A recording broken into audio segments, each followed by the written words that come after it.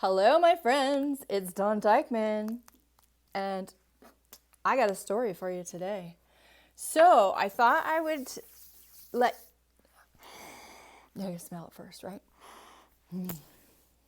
I thought I would tell you how the story went about me figuring out that I was gluten intolerant and why I think that happened.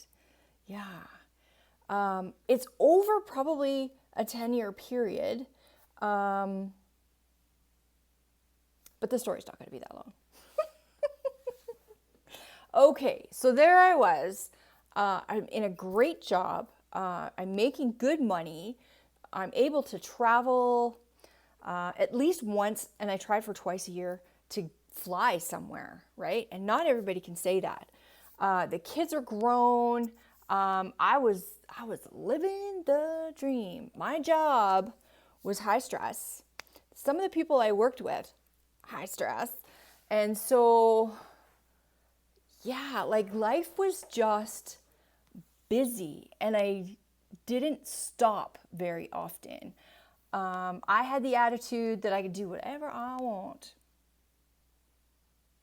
And why did I think there was no consequences, right? Like that's how I raised my kids.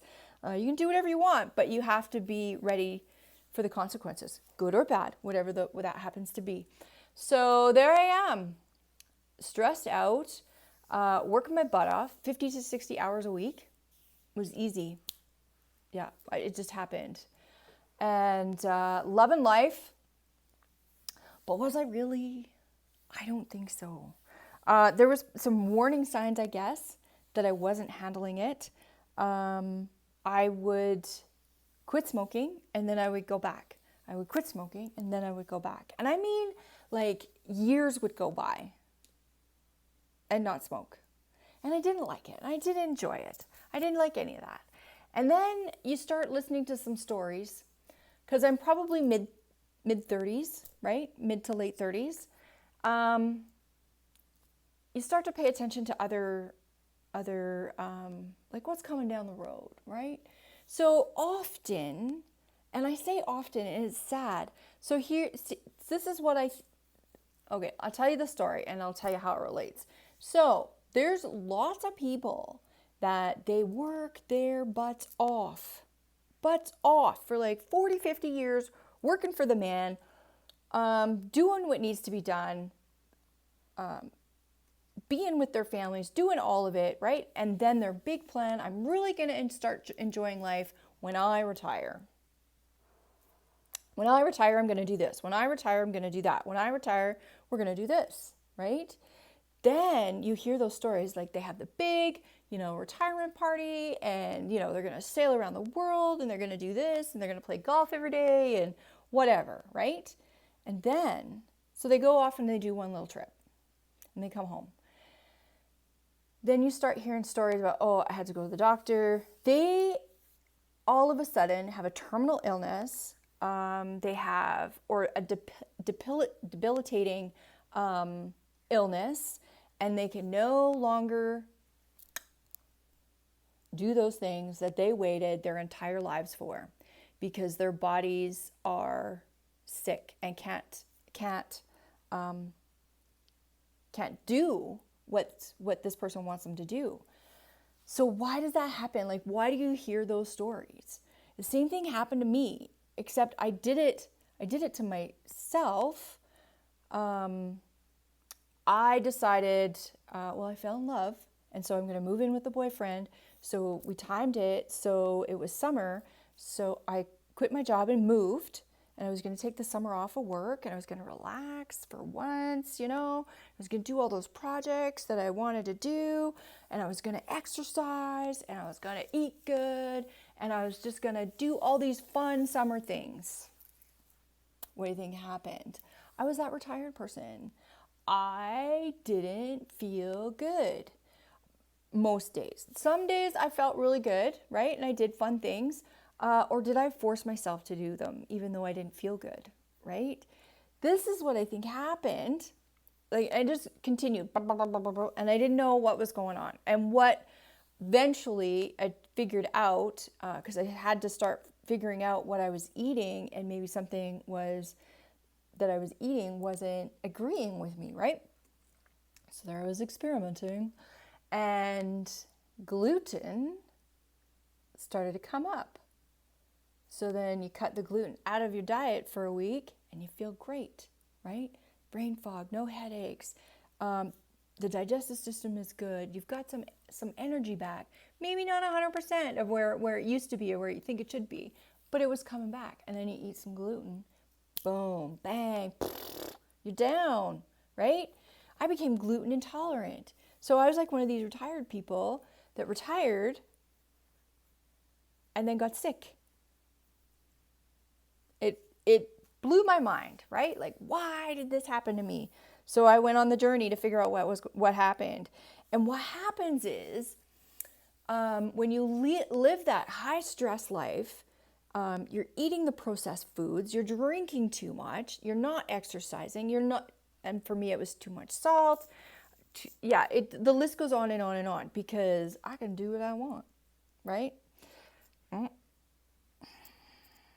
Apparently you can't. You can, but you're not going to feel very good. So I took that break. My body said, oh, okay, now we're not in a high stress situation. We don't need to have the adrenaline flowing, which is causing too much stress hormones in our bodies, cortisol, right? And now that we can relax a little, let's use this energy that we have to fix our bodies. But then you realize your body's broken in some way. It can come up in many different ways.